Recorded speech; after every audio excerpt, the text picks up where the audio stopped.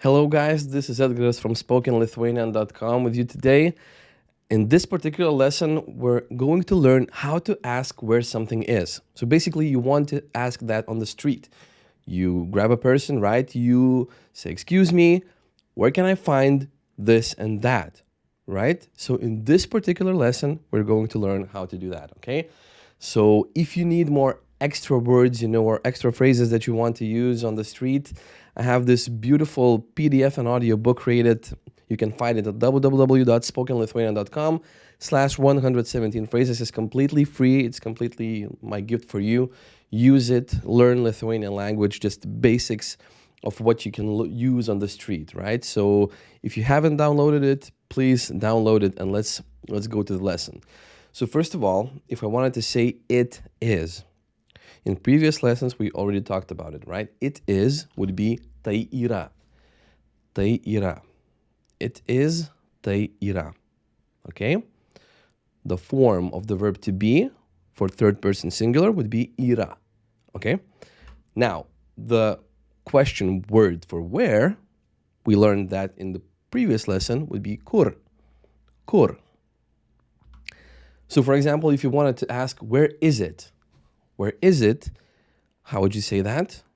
Always try to press pause if you have to and answer before I do, okay?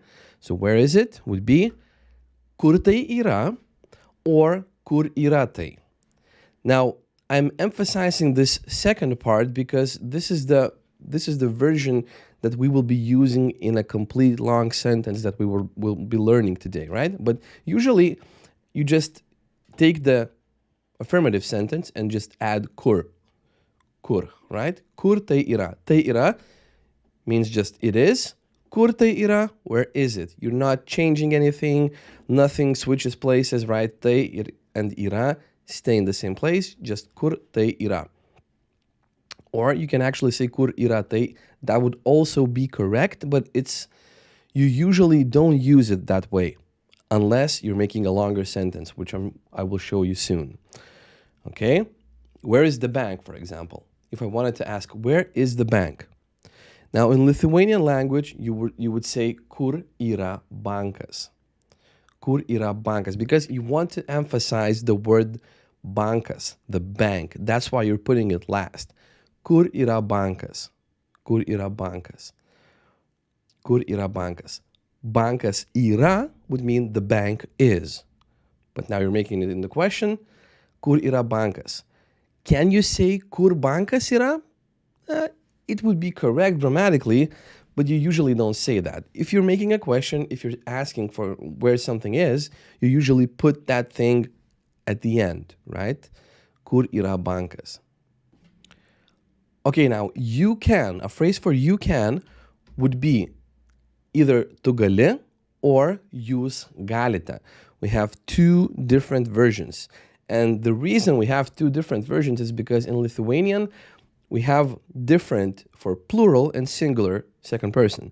And usually, jūs galite, this plural version, is not only used for multiple people, but as a polite version, even if you're addressing only a single person. You're addressing a single person and you're saying you can, you would say jūs galite. Especially if it's a person of a higher status or older than you usually approach and speak to this person in this plural version of the second form, of the second person, unless the person says otherwise. Like, if the person says like, don't use the plural on me, okay? Then you can start using it, or if it's a very close friend of yours, okay? But just remember that usually in a polite version, you use the plural form. So if you're just, catching somebody on the street, you would be using this polite plural version. Okay? So you can either tu gali or jūs galite. Okay. Now, to me or for me, because there's a difference in English language, right? In Lithuanian, we usually just use the word man. That means to me or for me. Man. Man. Now, to tell, the infinitive version of the verb to tell would be either pasakyti or sakyti, okay? Now, sakyti is just a simple version of the verb, And pasakite is with the prefix, okay? So sakite usually means something like say. Pasakite is more of like to tell, okay? There's a difference between tell and say. So pasakite, it's usually you would use it for tell, okay? Pasakite. So if you're asking somebody to tell you something, you're asking them, you want to pasakite, you want to use this one, okay? Good. So can you tell me, for example, if you want to create a question like that, can you tell me would be ar jūs galite. Jūs galite. Remember, jūs galite, the plural version. Jūs galite man, to me, for me, pasakyti. Pasakyti. Ar jūs galite man pasakyti. Now, use, you don't actually have to use it in this particular case. You can just say ar galite man pasakyti because this particular ending already gives away that I'm using the second person plural version. Therefore, it's not necessary for me to use this one, this word use. I can use it, but as I said, this ending already gives it away, okay? Ar jūs galite man pasakyti or ar galite man pasakyti. For example, can you tell me where the bank is? The bank is. I'm going to let you guess what the word for the bank would be in Lithuanian language, okay? Hint, you only have to change the ending. Actually, you don't even have to change it. You just have to add a couple of letters at the end of it, okay? So can you tell me where the bank is? Ar galite, or ar jūs galite, man pasakyti, tell me, man pasakyti, kur, where, yra bankas, the bank is, right? Kur yra bankas. Ar galite man pasakyti, kur yra bankas? Can you tell me where the bank is? Ar galite man pasakyti, kur yra bankas? Okay, so from all these phrases and words, we just made this one big phrase, okay? You see, it's possible to understand Lithuanian language, right? Like, I hope you're already getting this, that it's kind of easy, right? It's kind of fun to just make these long sentences in Lithuanian language. Ar galite man pasakyti, kur yra bankas? Okay, let's try a couple more.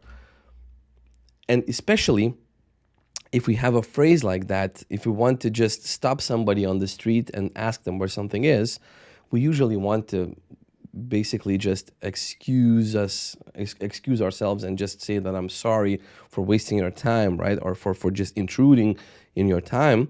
Usually say either excuse me or I'm sorry. Excuse me or I am sorry, right? Two versions in more or less in English language, right? In Lithuanian language, you're just saying atsiprašau. Atsiprašau. You can say aš atsiprašau. I am doing this action of excusing, right? Aš atsiprašau. The ending means that I'm doing this action. Atsiprašau. Aš atsiprašau or just atsiprašau because already the ending already gives away that I am the one that's excusing, not somebody else, okay? So excuse me, I'm sorry, would just be atsiprašau. Okay. The post office, for example, would be paštas, right? Paštas. So the last sentence would be like, excuse me, can you tell me where the post office is? So if you have to, press the pause, okay, and just think of how would you phrase this sentence in Lithuanian language. Excuse me, can you tell me where the post office is? Okay, good. Let's look. Atsiprašau, ar galite pasakyti? Can you tell me, ar galite pasakyti? You can add ar galite man pasakyti, ar galite man, arba ar galite pasakyti man. You remember the word to me, for me? But you cannot use it, right? It's possible not to use it here. Atsiprašau, ar galite man pasakyti? Or just ar galite pasakyti, like we have it here. Kur yra paštas? Kur yra paštas? Atsiprašau, ar galite pasakyti, kur yra paštas? Excuse me, can you tell me where the post office is? Okay, so this is the phrase. And basically,